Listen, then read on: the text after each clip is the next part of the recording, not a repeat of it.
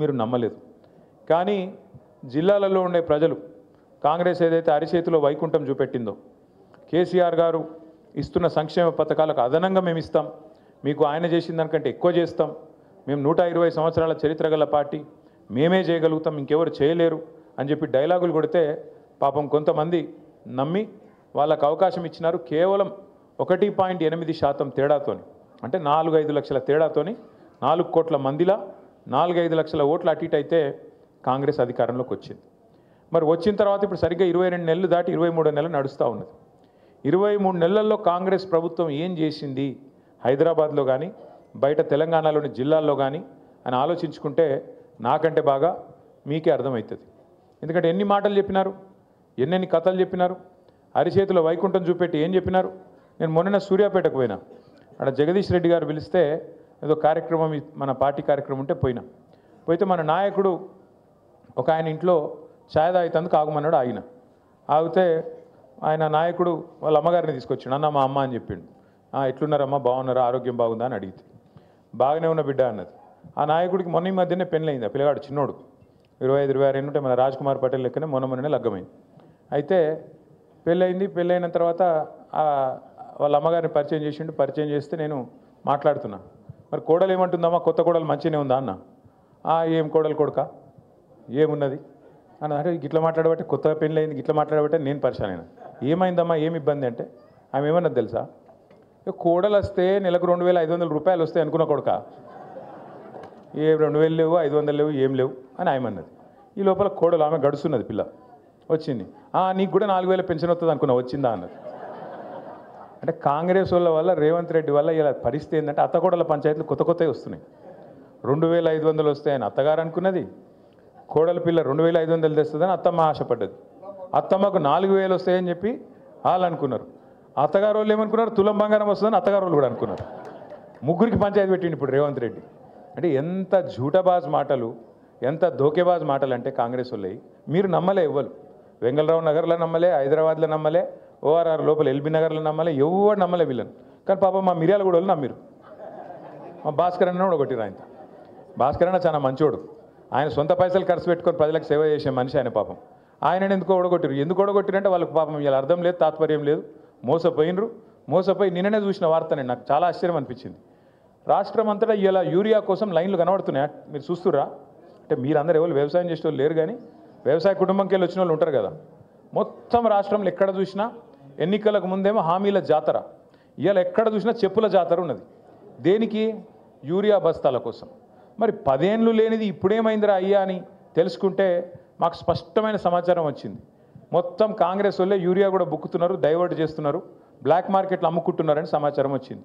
నేను నిన్నగాక మొన్న గద్వాలలో చెప్పిన, నేను కాంగ్రెస్ వాళ్ళే యూరియా మొత్తం డైవర్ట్ చేస్తున్నారు, కాంగ్రెస్ వాళ్ళే యూరియాని బ్లాక్ మార్కెట్లో దందా చేస్తున్నారు, రైతులకు అందకుండా చేస్తున్నారు అని చెప్తే నన్ను నిన్నవాడు కాంగ్రెస్ వాడు తిట్టిండు. యూరియా అని అంటావా నువ్వు, అట్లా ఇట్లా డామ్ డుసుకొని తిట్టిండు. ఇప్పుడు పొద్దున వార్త చూస్తే ఇక వీళ్ళ మిర్యాల కూడా ఎమ్మెల్యే కొత్తగా గెలిచిన కాంగ్రెస్ ఆయన ఉన్నాడు కదా, ఆయన గన్మ్యాన్ ఒక లారీ యూరియా తీసుకుపోయిండట. ఆయన గన్మెన్. మరి గన్మెనే లారీ యూరియా తీసుకపోతే ఎమ్మెల్యే ఎంత ఎత్తుకపోవాలి? ఇక మరి మీరు ఒక లారీ లోడ్ గన్మెన్ ఎత్తుకపోతే ఎమ్మెల్యే సాబ్ కనీసం ఒక గోదామని ఎత్తుకపోవన్నా వద్దా? ఇజ్జత్కా సవాల్. గట్లున్నది కాంగ్రెస్ వాళ్ళ కథ. ఆఖరికి యూరియా కూడా బుక్తారే, నాకు అర్థం కాదు. అది కూడా తింటారా? రైతుల నోటికాడి ముద్ద గసంటోళ్ళు కాంగ్రెస్ వాళ్ళు. ఇక వాళ్ళు చెప్పిన అబద్ధాలు ఇని ఇప్పుడు వస్తారు మళ్ళీ గంగలరావు నగర్కి, తుమ్మల నాగేశ్వరరావు వస్తారు, పెద్ద మనిషి మంత్రి కాబట్టి ఆయన కొద్దిగా వజూదు ఉంటుంది, ఏమని చెప్తే మన వజన్ ఉంటుందేమో అని మనం అనుకుంటాం. వచ్చి చెప్తాడు, అమ్మ మీకు తులం బంగారం ఇస్తా అంటాడు. ఈరోజు నేను చెప్తున్నా, రాసి పెట్టుకొని తులం బంగారం కాదు, వీళ్ళు మీ మెడల పుస్తలతాడు గుంజుకోపోతే వాళ్ళే గొప్పలు. పచ్చి లంగాలు కాంగ్రెస్ వాళ్ళు. తులం బంగారం కాదు, తులం ఇనిమియారు, మీ మెడల పుస్తలతాడు కూడా జాగ్రత్తగా పెట్టుకోరు వాళ్ళు వచ్చినప్పుడు, ఎందుకంటే మంచోళ్ళు అయితే కాదు. ఇంకెన్ని మాటలు చెప్పారు మీకు? 4,000 పెన్షన్ ఇస్తాం, 2,000 కాదు 4,000. కేసీఆర్ ముసలమ్మకి ఇస్తున్నాడు, లేకపోతే ముసలాయికి ఇస్తున్నాడు, మేము ఇద్దరికి ఇస్తాం, ఇద్దరు కంపల్సరీ ఇస్తామన్నారు. వచ్చినాయా మరి 4,000? 22-23 నెలలు అయిపోయాయి, 4,000 పెన్షన్ పత్తలేదు, 2,500 యాదికి లేదు. ఆ రోజు డైలాగ్ కొట్టిండి పెద్ద మనిషి డిప్యూటీ సీఎం బట్టి విక్రమార్క. ఒక ఆయన పాపం టీవీలో అడిగిండు బట్టి విక్రమార్క గారిని, అయ్యా మరి మీరు చెప్పే హామీలు వింటుంటే మొత్తం 420 హామీలు అయినాయి, 420 హామీలు అయినాయి, మరి ఇవన్నీ కూడితే ఒక 5-6 రాష్ట్రాల బడ్జెట్ సరిపోదు, యాడికెళ్ళి ఇస్తావా పైసలు అన్నాడు. ఏమన్నాడు ఎరికేనా ఆయన? మేము కాంగ్రెస్ వాళ్ళం ఏమనుకున్నారు మీరు? మేము 125 సంవత్సరాల చరిత్ర మాది, ఒక్కొక్కరు 6 ఫీట్లు ఉన్నాం మేము. కేసీఆర్ బక్కగున్నాడు, మేము దొడ్డుగున్నాం, మంచి తెలివితేటలు పుష్కలంగా ఉన్నాయి మాకు. మేము మొత్తం ఎట్లా ఆదాయం ఎట్లా పెంచాలి, ఎట్లా ఆదాయం పంచాలి అవన్నీ మేము చూస్తాం. కొత్త అప్పులు చేయం, సంపద పెంచుతాం, అందరికి ఇచ్చిన హామీలు నిలబెట్టుకుంటాం, 100 రోజుల్లోనే 6 గ్యారంటీలు అమలు చేస్తాం, ఇగో బాండ్ పేపర్ మీద కూడా రాసిస్తున్నాం అన్నాడు. ఇవాళ మీరు చూసింటారు పేపర్లో వార్త వచ్చింది, పిల్లలకు వీళ్ళు ఫీజు రీయింబర్స్మెంట్ ఇస్తలేరు, సర్టిఫికెట్లు ఇస్తలేరు కాలేజీలో. వీళ్ళు ఫీజు రీయింబర్స్మెంట్ కట్టాలి కదా. రాజశేఖర రెడ్డి గారు ఉన్నప్పుడు ఒక పథకం తెచ్చిండు, మంచి పథకం. ఏంటిది అది? పిల్లలు ప్రైవేట్ కాలేజీలో చదువుకుంటే వాళ్ళకు కాలేజీలకు పిల్లల తరఫున ఫీజు కట్టాలి, అది ఫీజు రీయింబర్స్మెంట్. మన గవర్నమెంట్ వచ్చినప్పుడు, కేసీఆర్ గారి గవర్నమెంట్ వచ్చినప్పుడు కాంగ్రెస్ వాళ్ళు, అప్పుడున్న కాంగ్రెస్ ప్రభుత్వం మన మీద ఒక 3,000 కోట్ల బాకీ ఇడిచిపెట్టిపోయింది. ఇడిచిపెట్టిపోతే ఆ 3,000 కట్టినాం. ఆ 3,000తో పాటు 9.5 సంవత్సరాల్లో మరొక 17,000 కోట్లు కట్టినాం. అంటే 20,000 కోట్ల రూపాయలు పిల్లల ఫీజు రీయింబర్స్మెంట్ కోసం మనం కట్టినాం. అంతేగాని కాంగ్రెస్ వాడు ఇడిచిపెట్టిపోయిన బాకీ కాంగ్రెస్ వాడు కట్టాలి, నాకేం సంబంధం అని మనం అనలే. బరాబర్. ఎందుకంటే గవర్నమెంట్ అనేది కంటిన్యూగా ఉండాలి. ఒకరు ఉంటాడు, నెక్స్ట్ ఇంకోటి వస్తాడు, అటెండ్కి ఇంకోటి వస్తాడు. ఎవరున్నా ప్రజలకు ఇచ్చిన వాగ్దానం అమలు చేయాలి. కాబట్టి మనం కట్టినాం, 10 ఏళ్లలో 20,000 కోట్లు కట్టినాం. నిన్న వీళ్ళు ఏమంటారు ఎరికైనా కాంగ్రెస్ వాళ్ళు? డిప్యూటీ సీఎం, ఏ డిప్యూటీ సీఎం అయితే మాట ఇచ్చిండో మాకు తెలుసు, 100 సంవత్సరాల పార్టీ, 120 సంవత్సరాల పార్టీ, రాష్ట్రాన్ని ఎట్లా నడపాలో మాకు తెలిసినట్టు ఎవరికి తెలియదు అని చెప్పిన పెద్ద మనిషి నిన్న చెప్తున్నాడు, మీకు ఫీజు రీయింబర్స్మెంట్ ఇచ్చినందుకు మా అక్కడ పైసలు లేవట విద్యార్థులకు. అంటే ఎంత అన్యాయం అంటే 13 లక్షల మంది విద్యార్థులు, ఒక్కరు కాదు ఇద్దరు కాదు, 13 లక్షల మంది విద్యార్థులకు ఇలా శటగోపం పెడుతున్నది కాంగ్రెస్ పార్టీ. వాళ్ళు సర్టిఫికెట్లు తీసుకోలేకుండా కాలేజీలకి వెళ్ళి వాళ్ళని ఆగం చేస్తున్నది కాంగ్రెస్ పార్టీ. ముస్లింలు కావచ్చు, ఎస్సీలు కావచ్చు, ఎస్టీలు కావచ్చు, బీసీలు కావచ్చు, లేదా అగ్రవర్ణాల్లో ఉండే పేదలు కావచ్చు, బాగుండాలి, చదువుకోవాలనే ఉద్దేశంతో ఒక మంచి పథకం ఆనాడు రాజశేఖర రెడ్డి గారు పెడితే దాన్ని కొనసాగించింది కేసీఆర్ గారి ప్రభుత్వం. మనం ఎన్నడూ వివక్ష చూపెట్టలేదు.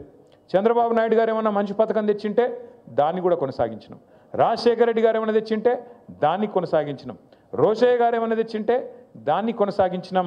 అట్లాగే కిరణ్ కుమార్ రెడ్డి ఏమైనా మంచి పని చేస్తే దాన్ని కూడా కొనసాగించినాం. తర్వాత మన పథకాలు మనం తెచ్చినాం.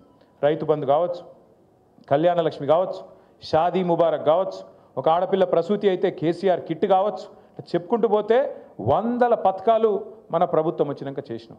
మనమేమో అట్లా పని చేసినాం. ప్రభుత్వం అనేది కంటిన్యూస్గా ఉండాలి, మనం ఎవ్వల మీద కక్ష పెట్టుకోవద్దు అని మనం పని చేసినాం. వీళ్ళ వ్యవహారం ఎట్లుంది? కేసీఆర్ పేరున్నది, కేసీఆర్ కిట్లా కట్ చేసి పారేయండి. ఇవాళ రాష్ట్రంలో 14 లక్షల మంది ఆడబిడ్డలకు ప్రభుత్వ ఆసుపత్రుల్లో ప్రసూతులు పెరగాలని చెప్పి వాళ్ళ కేసీఆర్ కిట్లు ఇచ్చింది బీఆర్ఎస్ ప్రభుత్వం. కానీ కాంగ్రెస్ ప్రభుత్వం వచ్చిన తర్వాత ఒక్క కేసీఆర్ కిట్ వచ్చిందా? కేసీఆర్ గారు ఉన్నప్పుడు బతుకమ్మకు ఒక కానుకగా, చిరు కానుకగా బతుకమ్మ చీరలు వచ్చేది. రంజాన్ వస్తే రంజాన్కు రంజాన్ తోఫా వచ్చేది. క్రిస్మస్కు క్రిస్మస్ కానుక వచ్చేది. ఇవాళ చీర కాదు, జాకెట్ ముక్క పెడుతుండ వీడు కనీసం. ఇక మళ్ళీ పెద్ద పెద్ద మాటలు, ఇందిరమ్మ రాజ్యము, ప్రజాపాలన, ఆడబిడ్డలు అందరినీ కోటీశ్వరులు చేస్తా. నేను చెప్తున్నా కదా, కోటీశ్వరులు చేసుడు కాదు, మీ మెడల పుస్తల తాడు ఎత్తుకపోకపోతే వీడే మంచోడు. గంత దుర్మార్గమైన ప్రభుత్వం ఇవాళ ఈ రాష్ట్రంలో ఉన్నది. ఫీజు రీయింబర్స్మెంట్కు పైసలు లేవు, తులం బంగారంకు పైసలు లేవు, రైతు బంధుకు పైసలు లేవు, 4,000 పెన్షన్కు పైసలు లేవు, 2,500కు పైసలు లేవు, రుణమాఫీకి పైసలు లేవు.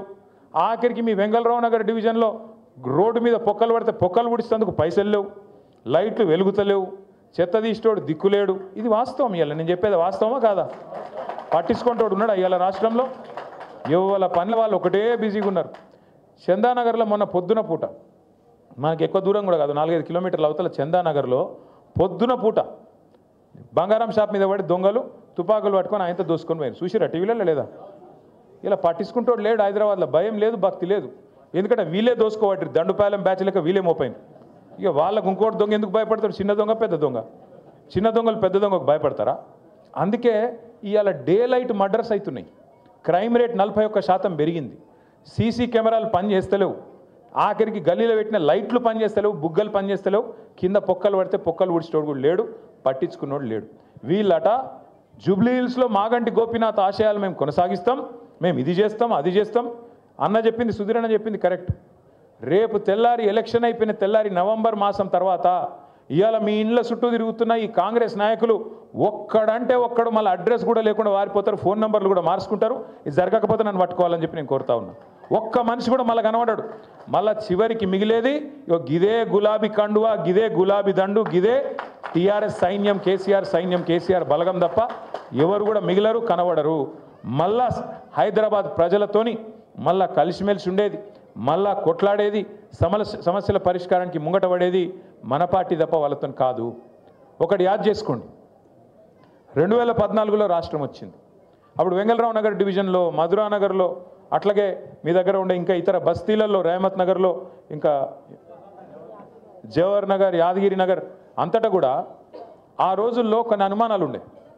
ఏమవుతుందో, రాష్ట్రం కొత్తగా వచ్చింది, మన పంచాయతీలు పెడతారా వీళ్ళు, ఆంధ్ర తెలంగాణ పంచాయతీలు అయితాయా, ఇంకోటి ఏమన్నా అవుతుందా, తెల్లారులేస్తే గుద్దుకునుడు తన్నుకునుడు ఉంటుందా, ఇవన్నీ అనుమానాలు ఉండే. కానీ ఏమన్నా అయిందా ఎక్కడైనా? ఎవరినన్నా కనీసం గొడవలు, పంచాయతీలు, గుద్దుకునుడు తన్నుకునుడు కాదు, కనీసం ఒకరినొకరు ఎవరైనా గిచ్చుకున్నారా? కనీసం 10 ఏళ్ళు ఎంత భద్రంగా ఉండే తెలంగాణ, 10 ఏళ్ళు హైదరాబాద్ ఎంత సురక్షితంగా ఉండే కేసీఆర్ గారి నాయకత్వంలో, అదే ఇవాళ ఎట్లయింది? లైట్లు పనిచేయాయి, బుగ్గలు పనిచేయాయి, పొక్కలు ఊడిచేటోడు లేడు, డే లైట్ మర్డర్స్ అవుతాయి, డే లైట్ల జ్యువెలరీ షాపుల మీద వాడు దోసుకుంటారు, ఆడపిల్లల మీద అత్యాచారాలు పెరుగుతాయి. మొత్తం 41% క్రైమ్ రేట్ హైదరాబాద్లో పెరిగింది. నిన్న మీరు వార్తలు చూడండి, ఇవాళ పేపర్లలో 3 కొట్టుకపోయిన వర్షాలలో, 3 కొట్టుకపోయిన వర్షంలో. అంటే నేను ఎందుకు చెప్తున్నా ఇదంతా అంటే, పట్టించుకునేటోడు లేడు హైదరాబాద్ని. ఇవాళ ఒక మంత్రి లేడు, ఒక ఎమ్మెల్యే లేడు అని కనీసం అడిగేటోడు కూడా లేడు హైదరాబాద్లో. అటువంటి పరిస్థితి ఈ కాంగ్రెస్ ప్రభుత్వంలో ఉన్నది. జిమ్మెదారు గల ప్రభుత్వం అయితే, నిజంగా బాధ్యత గల ప్రభుత్వం అయితే, ఇట్లాంటి వర్షాలు పడుతున్నప్పుడు సీరియస్గా పెద్ద ఎత్తున ఇబ్బందులు ఉన్నప్పుడు ప్రజలకు ఒక 3 మంత్రులను జూబ్లీహిల్స్ ఎలక్షన్లో పెట్టుడు కాదు, 3 మంత్రులను హైదరాబాద్ మొత్తంలో పెట్టి ఎక్కడ సమస్య ఉంటే అక్కడ పోయి పరిష్కారం చేస్తే ఒక గది ప్రభుత్వం అవుతుంది. ఆ పని మనం చేసినాం 10 ఏళ్ళు, వీళ్ళు చేయలేదు. సరే, మనం కట్టినట్టు వీళ్ళకు 36 ఫ్లైఓవర్లు కట్టే చేత కాకపోవచ్చు, కానీ కనీసం పొక్కలు ఊడ్చే తెలివి కూడా లేదా? కనీసం రోడ్ల మీద గుంతలు పడితే ఆ గుంతలు ఊడ్చే తెలివి కూడా లేదా? దయచేసి ఆలోచించండి. నేను మిమ్మల్ని కోరేది ఒక్కటే, ఇవాళ మీరందరూ కూడా 56 బూత్లకు సంబంధించిన బూత్ కమిటీ సైనికులు ఇక్కడ ఉన్నారు. మీ అందరితో నా ప్రార్థన ఒకటే, మళ్ళీ కేసీఆర్ గారే రావాలనే మాట ఇవాళ హైదరాబాద్లో కాదు, ఇవాళ రాష్ట్రంలో ఉండే ప్రతి వర్గం నుంచి ఒక్కటే మాట వినబడతా ఉన్నది. అప్పుడే మంచిగుండే, తిరిగి కేసీఆర్ గారిని తెచ్చుకోవాలనే మాట వినబడతా ఉన్నది. అందుకే నేను మిమ్మల్ని కోరేది ఒకటే, కేసీఆర్ గారు తిరిగి మళ్ళీ రాష్ట్రానికి నాయకత్వం వహించాలి అంటే ఆ జైత్రయాత్ర మీ జూబ్లీహిల్స్ నుంచే మొదలు కావాలని చెప్పి నేను కోరుతా ఉన్నా. మీ వెంగళరావు నగర్ డివిజన్ నుంచే మొదలు కావాలని నేను కోరుతా ఉన్నా. यहीं से शुरू होना अपनी जीत की जो सिलसिला है, यहीं से शुरू होना है. क्योंकि आज हर कोई चाह रहा, आप कोई ऑटो चलाने वाले हमारे भाई से पूछो, क्या हालत है रे भाई, क्या हालत है, बर्बाद हो गया ना भाई, क्या करें.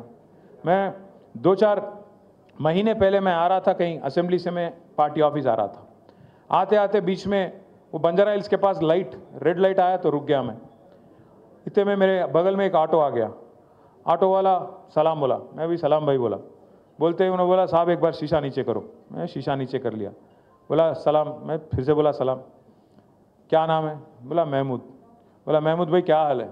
क्या हाल है साहब? बर्बाद है. मैं बोला बर्बाद क्या हुआ? क्या है साहब? पूरा धंधा कारोबार ख़त्म, कहीं भी रोटेशन में पैसे नहीं है. एक तरफ रियल एस्टेट ख़त्म हो गया, एक तरफ हमारा कारोबार ख़त्म हो गया. कहीं भी देखो आप, आज कोई नहीं है साहब. केसीआर साहब जाने के बाद वो गया साहब, वो माहौल गया हैदराबाद में, वो पुराना वाला हालचाल नहीं है అని అన్నాడు. क्या करूं महमूद भाई, फिर एक वोट का सजा 5 साल है ना, ఒక ఓట్ శిక్ష 5 ఏళ్ళు కదా అని నేనన్నా. అంటే ఏమంటాడు తెలుసా महमूद भाई, कोई तरकीब नहीं है क्या साहब, कोई तरकीब అంటే ఏమైనా ఉపాయం లేదా అంటుండు.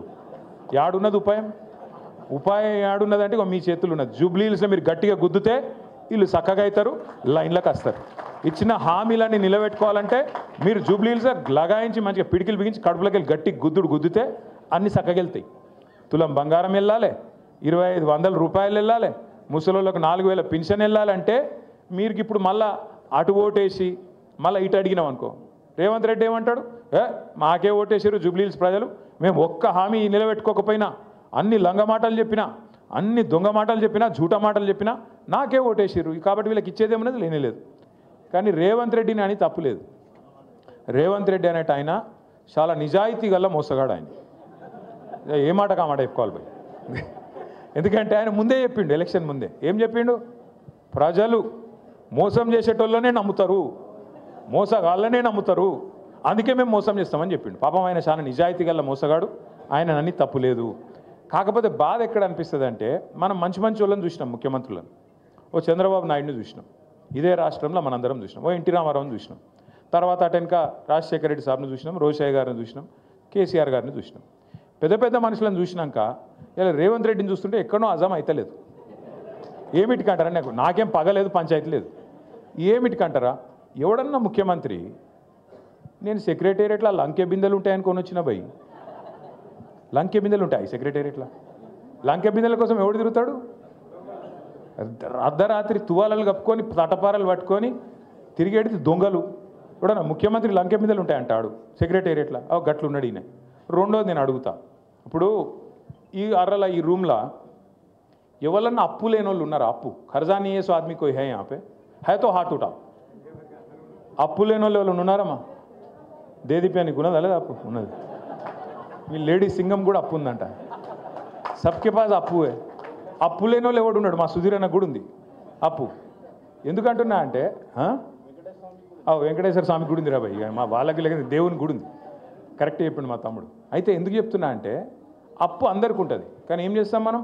అప్పు హైతోవి, కర్జా హైతోవి, లోపల బనీన్కు పొక్కలున్నా మీదికెళ్ళి మాత్రం కడక్ అంగి వేసుకుంటాం, బయటికి మాత్రం షాన్ మే ఫరక్ నీ అని అన్నట్టు తిరుగుతాం. ఎందుకు తిరుగుతాం? మళ్ళీ ఎవడన్నా అప్పు ఇవ్వాలంటే ఇవన్నా వద్దా? ఇవ్వాలన్నా లేదా? ఇవ్వాలి మరి, అందుకే తిరుగుతాం అట్లా.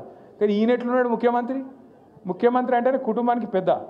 ఈయననే తెల్లారి మార్కెట్లో పడి నా రాష్ట్రం దివాలా తీసింది, నా రాష్ట్రం సగనాకిపోయింది, నా రాష్ట్రం మొత్తం ఎయిడ్స్ పేషెంట్ అయిపోయింది, నా రాష్ట్రం క్యాన్సర్ పేషెంట్ అయిపోయింది, నేను ఢిల్లీకి పోతే నాకు ఎవడు అపాయింట్మెంట్ ఇస్తలేడు, నాకు అపాయింట్మెంట్ ఇస్తే చెప్పులు ఎత్తుకపోతాడేమో అని భయపడుతుర్రు, ఇట్లా మాట్లాడతాడు ఎవడన్నా ముఖ్యమంత్రి?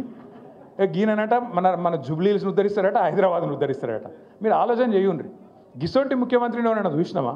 ఇంకోటి అప్పు ఉందనుకో, ఇప్పుడు నేను సుధీర్ అన్న కాడ 1 లక్ష రూపాయలు అప్పు తీసుకున్నాను అనుకో, చెప్తా నేను ఏం చెప్తా అన్న, ₹1 మిత్తి ఇస్తా, నాకు 6 నెలల్లో వాపస్ ఇస్తా అని చెప్తా.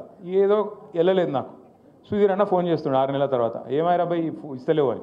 2 సార్లు ఫోన్ ఎత్తుతా, 3 సార్లు ఫోన్ కట్ చేస్తా, I'm not accessible, not reachable అని పెడతా.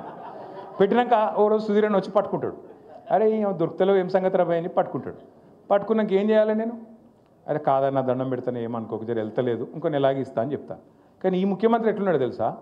ఎలక్షన్ల ముందు వాగ్దానాలు చేసినావు కదా, అడ్డమైన వాగ్దానాలు ఇచ్చినావు కదా, మరి ఏమాయబాయి నిలబెట్టుకుంటలేవు అని మేము అడిగితే ఏమంటుండే తెలుసా? ఏం చేస్తారు, నన్ను కోసుక తింటారా? కోసుక తిని నీకు నువ్వేమన్నా సేపువా మామిడికాయవా? ఎవడు కోసుక తింటాడు? ఏం కోసుక తింటాడు? అంటే గంత గిట్లాంటి మాటలు మాట్లాడే ముఖ్యమంత్రి నా జీవితంలో అయితే నేను చూడలేదు. పెద్ద పెద్ద వాళ్ళని చూసినాం, మంచి మంచి వాళ్ళని చూసినాం, ఇసొంటోని ఎప్పుడు చూడలే. మరి ఇసొంటోని చేయలేగాళ్ళు అందరూ వచ్చి వెంగళరావు నగర్ చుట్టుముట్టి మేము ఉద్ధరిస్తాం, మేము ఇది చేస్తాం అంటే అసలుడే సక్కగలేడు. మీరేం చెప్తారు నాకు అర్థం కాదు. తుమ్మల నాగేశ్వరరావు ఏం చెప్తాడు, పొన్నం ప్రభాకర్ ఏం చెప్తాడు, వివేక్ ఏం చెప్తాడు, వాళ్ళతో ఏమవుతుంది, ఊదుగాలది పీరి లేవది, ఏది కూడా జరగదు. ఎలక్షన్ తెల్లారి ఒక్కడు కూడా పత్తు ఉండడు. మళ్ళా మిగిలేది గిదే గులాబీ కండువా హైదరాబాద్లో తప్ప మళ్ళీ ఎవడు అడ్రస్ కూడా దొరకడు కాంగ్రెస్ వాడు. యాది పెట్టుకోండి. నేను మిమ్మల్ని అందరినీ కూడా ఒక్కటే కోరుతున్నా, మనోళ్ళకి ఏమలవాటు అంటే వెంగళరావు నగర్లో కానీ హైదరాబాద్లో కానీ మీరందరిగా మనకు కొద్దిగా నవాబీ టచ్ ఉంటుంది కదా, హైదరాబాద్లో అంటే కొద్దిగా నవాబీ టచ్ ఉంటుంది మనకు. మనం జల్ది వెళ్ళాం ప్రచారంకు, మెల్లగా आराम से उठते आराम से चलते आराम से अपना काम चलता. सुबह सुबह 9 बजे मीटिंग बोलते कैसे आना रे भाई, रात को 2 बजे सोए कैसे उठना, ఈ టైప్ ఉంటాం మనం.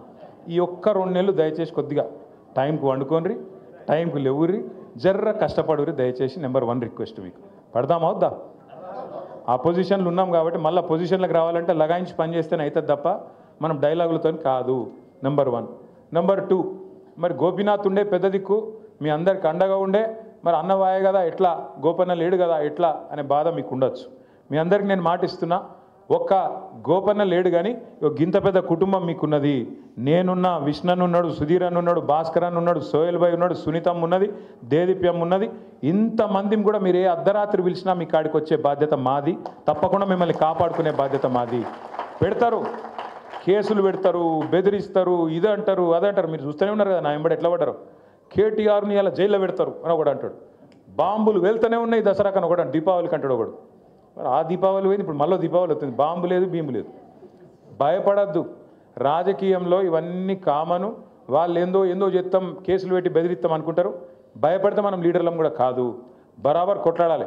ఒక పీజేఆర్ కొట్లాడినట్టు, ఒక కేసీఆర్ కొట్లాడినట్టు, ఒక గోపీనాథ్ కొట్లాడినట్టు బరాబర్ మనం గల్లీలో నిలబడాలి. అన్యాయానికి ఖిలాఫ్గా మాట్లాడాలి, కొట్లాడి నిలదీసి మన పార్టీని మళ్ళొక్కసారి గెలిపించుకోవాలని చెప్పి నేను విజ్ఞప్తి చేస్తా ఉన్నాను. ఇంకొక అలవాటు మన హైదరాబాద్లో, ఇంకొక అలవాటు ఏంటంటే, ఇప్పుడు నేను పాంప్లెట్ తయారు చేసినాను. ఇప్పుడు మీ దగ్గర 56 బూతులు ఉన్నాయి. ఇక ఒక్కొక్క బూత్కి ఇట్లా తయారు చేయించినాం మీకు మంచిగా బందోబస్తుగా.